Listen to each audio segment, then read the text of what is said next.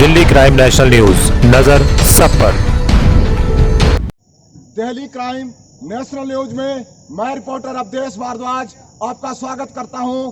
आज मैं खड़ा हूं बीडीटीएस ग्राउंड में। मैं पहले बता चुका हूं, ये बीडीटीएस सोसाइटी एशिया कॉन्टिनेंट की सबसे बड़ी सोसाइटी है। पर आज हमारे Delhi crime press national news में यहाँ के जो ट्रांसपोर्टर भाई, 4 भाई आए हैं, पहली बार हमारे मीडिया में आए हैं। और सबसे बड़ी बात, ये नौजवान वर्ग है, वो नौजवान वर्ग जो किसी भी देश की रीढ़ की हड्डी होते हैं। और आज के समय चाहे हमारे नेता लोग हैं या कोई भी प्रतिनिधि संस्थाएं हैं, इन नौजवानों का फायदा भी उठाती है अपने लिए। ये सामने आए हैं अपने ड्राइवर भाइयों की समस्या बुलंद करने के लिए। और मैं दर्शकों को ये भी बता दूं कि कल मेरे को यहाँ पे ड्राइवर भाइयों ने बुलाया था। यहाँ पे इतना जाम लगा था कि 10-10 घंटे गाड़ियाँ यहीं पे खड़ी रही और जाम पे रही। पर आप देख सकते हैं दिल्ली क्राइम मीडिया में कि इस तरह का, जैसे कि एक भैंस का तबेला भी साफ होता है, भैंस के तबेले में भी साफ पानी आता रहता है वहाँ के रिसोर्सेज से। पर आप देख सकते हैं कि किस तरह से ये ड्राइवर और परली साइड दुकानें भी हैं, तो किस तरह से काम करते हैं और 10-10 घंटे यहाँ पे रहते हैं। तो आइए इनके द्वारा हम जानेंगे इनकी समस्या। मैं बार बार क्यों बोलता हूँ कि इस कंपनी की स्वास्थ्य और सुरक्षा इसकी प्रायोरिटी है, क्योंकि ये अंग्रेजों की कंपनी है और उनके पास पैसे तो अनंत होते हैं, अंबार होता है। तो एक उनका काम भी है, पर प्रायोरिटी तब रखते हैं इसको कि ये इम्प्लीमेंट करे और उनका जो वर्चस्व है वो पूरे विश्व में बना रहे। तो सबसे पहले जो हस्ती मैं आपको मिलाना चाहता हूं, एक नौजवान राहुल गौतम, जो वेलफेयर सोसाइटी के स्टेट इसके सेक्रेटरी हैं, उनसे मिलाता हूं। और ये ट्रांसपोर्टर भी हैं और इनके पिताजी इस विशाल यूनियन के जनरल सेक्रेटरी भी रहे हैं। सर बताएं क्या समस्या है। देखिए, मैं सभी ट्रांसपोर्टरों का यहाँ पर आने पर बहुत बहुत धन्यवाद करता हूँ कि वो यहाँ पर आए हमारे बुलावे पर। और हम लोग जिन्होंने हम लोग वो ट्रांसपोर्टर हैं, हम लोग वो ड्राइवर हैं जिन्होंने कोरोना के मुश्किल दौर में जगह जगह पर, देश के हर कोने पर सरकार के साथ कंधे से कंधा मिलाकर हमने सामान पहुंचाया। चाहे वो खाद्य वस्तु थी, चाहे वो कोई और वस्तुएं थी, हमने वो वहां तक पहुंचाई। मेडिसिन वगैरह सब, चाहे मेडिसिन थी, चाहे वो किसी भी प्रकार की वस्तु थी, हमने उसे पहुंचाया अपनी जान को जोखिम में डालकर। तो आज हम लोग किन हालात में हैं, हम लोग मजबूर हैं इन हालात में। कृपया आप दिखाइए, देखिए हम किन हालात में हम काम करने के लिए यहाँ के ड्राइवर रात को रहते हैं, किस तरह रहते हैं, हमारे मिस्त्री लोग, हमारे लोग, बाकी लोग कैसे इन हालात में काम कर रहे हैं। वहाँ पे बताओ, वो गाड़ी पार्क की है ड्राइवर ने, कैसे सोएगा यहाँ पे। आज जब देश कोरोना के इस मुश्किल दौर से गुजर रहा है, बीमारियां, लाखों प्रकार की बीमारियां पहले ही हम ड्राइवरों को और ट्रांसपोर्टरों को घेर चुकी हैं, तो उस दौर में आप देखिए किन मुश्किल हालात में हम लोग काम कर रहे हैं। ना हमारे लिए कोई सुविधा है, और तो छोड़िए, कंपनी के द्वारा पिछले कुछ वर्षों में हमारे माल भाड़े को कम कर दिया गया। चाहे वो किसी की भी मिली भगत थी, किसी के भी द्वारा वो कम कर दिया गया रेट को, हमने उसे वापस लिया और जिसका भुगतान हमने किया कि एसीसी ने हमें मूलभूत जो हमारी सुविधाएं थी, जैसे यहाँ पे ग्राउंड बनाना था, वो रोक दिया उन्होंने कहा यार ग्राउंड नहीं बनेगा। तो इस प्रकार की हमें कई मुश्किलों से गुजरना पड़ रहा है। और हम लोगों को अगर इन मुश्किलों से निकलना है तो हम सभी लोगों को एकजुट होकर ये लड़ाई लड़नी पड़ेगी। मैं दिल्ली क्राइम ब्रांच का बहुत बहुत धन्यवादी हूँ कि वे जब भी हमने उन्हें बुलाया तो वो हमारे साथ कंधे से कंधा मिलाकर खड़े रहे। नहीं गौतम जी, कई तो बोलते हैं मेरे को भाई एसीसी के पीछे पड़ा है, पर आप दुनिया देख रही है एसीसी हर वर्ग के पीछे पड़ी है, क्या बोलते हैं आप। बिल्कुल बिल्कुल नहीं, ये हमारा मूलभूत अधिकार है, हमने अपना सब कुछ यहाँ सौंपा है। जी। अगर हम इन हालात में काम कर रहे हैं तो हमारा अधिकार है कि हम अपने हक को लें, उसके लिए लड़ें। हक मांग कर लिया जाता है, छीन कर लिया जाता है, और हम उसे लेकर रहेंगे, चाहे उसके लिए हमें कुछ भी करना पड़े। जी ठीक है। अभी मिलते हैं हम अपने दूसरे ट्रांसपोर्टर भाई।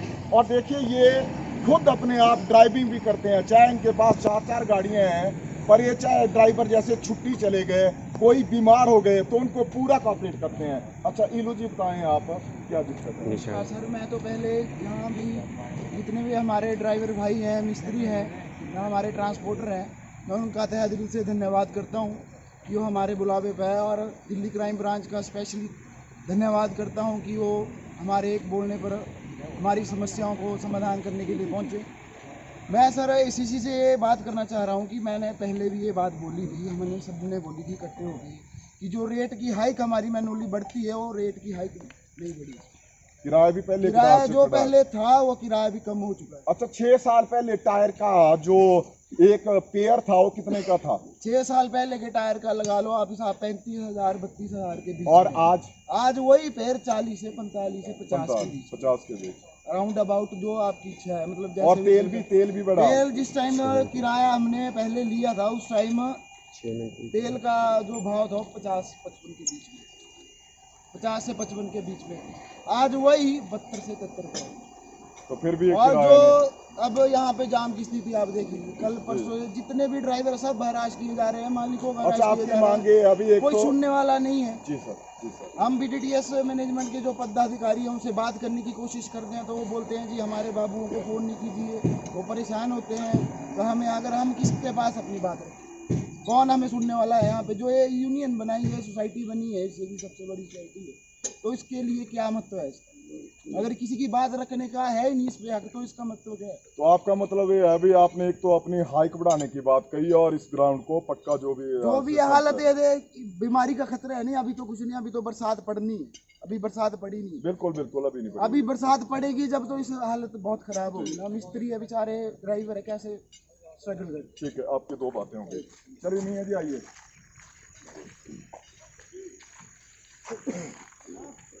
नमस्कार, मैं क्राइम ब्रांच दिल्ली का बहुत बहुत धन्यवाद करता हूं कि हमारे बोलने पे यहाँ आए।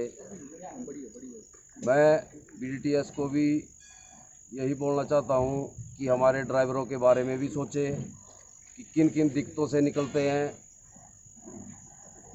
दुनिया भर का जाम लगा रखा है ACC वालों ने, ना कोई लोडिंग की व्यवस्था ढंग से है, ना खाने की व्यवस्था ढंग से है, ना सोने की व्यवस्था ड्राइवरों को ढंग से है। अच्छा, दुनिया भर का जाम लगा के रखा है, 5-5 घंटे ड्राइवर एक फैक्ट्री के अंदर रहता है। अब शाम को मैं भी गाड़ी 6 बजे लोड करने गया और सुबह 4 बजे निकला हूँ गाड़ी लोड करके। तो ये हालत है अपने फैक्ट्री की। बाहर के जाम से तो आप संतुष्ट है ना प्रशासन ने? हाँ जी, हाँ जी, हाँ जी, उनके धन्यवादी हैं। और बाकी हमारी गाड़ियाँ ACC से 12 टन माल लेके जा रही हैं, फिर भी हमारी गाड़ियों के RTO चलान कर रहा है। मनाली में चलान हो रहे हैं, कांगड़ा में चलान हो रहे हैं। इसके बारे में प्रशासन भी कोई मनमर्जी के चलान काट रहे हैं। नहीं, कितना टन माल था आपके पास? ACC से हम 12 टन माल लेके गई थी। तो 12 टन तो पास कर दिए है ना अब हमारे माननीय सेंटर मिनिस्टर गडकरी जी ने। ठीक है, वो 12 टन है ना पास? जी 12 टन पास है, फिर भी हमने हमारे पास 12 टन का चलान किए जा रहा है। इसके लिए हम प्रशासन के पास जाएंगे, ठीक है। और जो भी बाहर से डंप से गाड़ियाँ जा रही है वो भी ओवरलोड लेके जा रही हैं गाड़ियाँ, जबकि हमारा ACC से गाड़ी 12 टन माल लेके जाती है, फिर भी हमारी गाड़ियों के चलान किए जा रहे हैं। तो मेरी प्रशासन से यही निवेदन है कि पहले ही हम बड़ी गरीबी तौर से गुजर रहे हैं, हमारे को बहुत दिक्कतें आ रही है, जबकि हमने अपनी गाड़ियों के कागज़ भी सब कुछ बना के रखा हुआ है, insurance, good tax, token tax सब कुछ बना दिए हैं, फिर भी हमारी गाड़ियों के चलान किए जा रहे हैं। मैं इतना ही बोलना चाहता हूँ। धन्यवाद। जय हिंद, जय भारत। जी बोलो। ऐसा नमस्कार, ऐसा है ना सर, जो हो रहा है वो अच्छा नहीं हो रहा है इधर हमारे बरमाना में। ड्राइवर के साथ ड्राइवर है, मालिक है, जो भी है, किसी के साथ भी अच्छा नहीं हो रहा है। हो रहा है तो आप बताओ भी अच्छा हो रहा है? नहीं हो रहा है किसी के साथ भी। हम हर रोज़ धक्के खा रहे, लाइन लगी हुई, इसमें कोई इधर से घुस रहा, 6-6 लाइनें यहाँ से लगी हुई है। जाम टूटना चाहिए अंदर का। अंदर तो जाम होता नहीं है, और यहीं से नहीं मुकता, 6 लेने लगी हुई इधर। अंदर परेशान अंदर कौन नहीं है? होता जाम, ये बोल रहे हैं भाई मैं 2 नंबर में होता है, 1 नंबर में अच्छा जाम का हो गया। और बोलो। ऐसा है भाई, इसको एक साइड में लाइन रखो, या ग्राउंड में लगाओ या ऊपर रोड से लगाओ। ठीक ठीक ठीक है। हाँ जी शर्मा जी बताएं अब आप।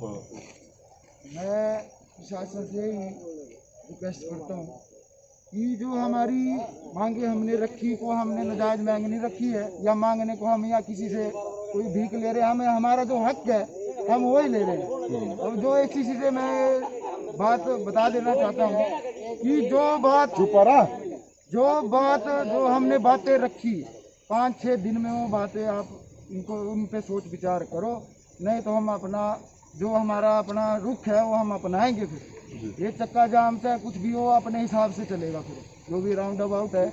और एक बात और, मैं सोसाइटी से ये बात बोलना चाहता हूँ कि जब बग्गी तनोटू उखड़ी धामी की जो गाड़ियाँ 2-2 तय हुई थी, 3-3 तय हुई थी, वो गाड़ियाँ आज बढ़कर 10 कैसे होगी? वो तो सर कई बार इन्होंने किया, फिर बढ़ा देते हैं। ये तो कोई ना कोई ऐसी मिली भक्ति है, जब ये डिसीजन हो गया ना सर। मैं अवधेश जी, मैं आपसे यही बात बोल रहा हूँ कि ये गाड़ियाँ किसके बोलने पर कैसे 10 हुई? अब 10 कैसे हुई? इनको तो फायदा होता है ना सीडीएस वालों को, वहाँ तक 2000-3000 कितना किराया मिलता है आपको। अगर पूरे हिमाचल में जाएगी तो आपको काम भी मिलेगा। जो चैसी 11 लाख की थी 6 साल पहले, वो 24 लाख की हो गई। बिल्कुल बिल्कुल, मैं यही बोलना चाहता हूँ बीडीटीएस मैनेजमेंट को भी, एसीसी को जी। अभी आपने देखा जो ट्रांसपोर्टर, और मैंने बताया कि सारे नौजवान ट्रांसपोर्टर यहाँ पे थे। इन्होंने एक तो किराए की हाइक, और दूसरी यहाँ पे जाम, और अपनी खाने पीने की व्यवस्था, और तीसरे एक इन्होंने बताया कि ये जो डंप होते हैं, वेयर हाउस इनको बोलते हैं, ये एसीसी वाले क्या करते हैं कि जैसे यहाँ से सिर्फ 25 किलोमीटर तक की माल भेजना और वहाँ पे डंप कर देना, और वहाँ से आगे की गाड़ियों को वो वहाँ के लोग देते हैं। जबकि जब यहाँ पे ये भी सच्चे हैं बोलते, क्योंकि फैक्ट्री तो इनके सिर पे लगी है ना। इनके बुजुर्गों ने इस फैक्ट्री के लिए अपने जमीनें कौड़ियों के दाम दी है। तो इस तरह से एसीसी प्रबंधन, और ये बार डिसीजन होते हैं, इनकी मैनेजमेंट उनको 10 गाड़ियों से 2 लाती है। भाई चलो 2 गाड़ियां जैसे वहाँ सुंदरनगर में गई तो 2 गाड़ियों से 3 दिन काम चल पड़ेगा, या 1 दिन काम ही चल पड़ेगा। पर फिर ये 15 दिन के बाद या 20 दिन के बाद फिर भी 10-10 गाड़ियां भेजती है, ताकि जिससे इनको ये प्रॉब्लम आती है कि जैसे यहाँ से अगर वो डायरेक्ट माल जाए तो कांगड़ा जाएगा, चंबा जाएगा, रोडू जाएगा, अपने शिमला जाएगा, और इन ट्रांसपोर्टरों को एक पर्याप्त काम मिलेगा। तो चैनल पर बने रहने के लिए धन्यवाद। जय हिंद, जय भारत। आज के लिए बस इतना ही। ऐसी ही सामाजिक, धार्मिक या भ्रष्टाचार से संबंधित न्यूज़ देखने के लिए Delhi crime national news channel को सब्सक्राइब करना ना भूलें। अगर आपके क्षेत्र में भ्रष्टाचार से संबंधित या किसी भी प्रकार की न्यूज़ हो तो आप सीधे हमारे व्हाट्सएप नंबर पर भेज सकते हैं, वह न्यूज़ चैनल द्वारा दिखाई जाएगी। साथ ही हमारे दिल्ली क्राइम न्यूज़पेपर में भी प्रकाशित की जाएगी। या आप पत्रकार बनकर देश की सेवा करना चाहते हैं तो दिल्ली क्राइम प्रेस में रजिस्ट्रेशन कराकर पत्रकारिता का डिप्लोमा प्राप्त कर भ्रष्टाचार को कम करने में सहयोग दे सकते हैं। अधिक जानकारी के लिए आप हमारे नंबर पर कॉल या व्हाट्सएप मैसेज भी कर सकते हैं। धन्यवाद। जय हिंद, जय भारत।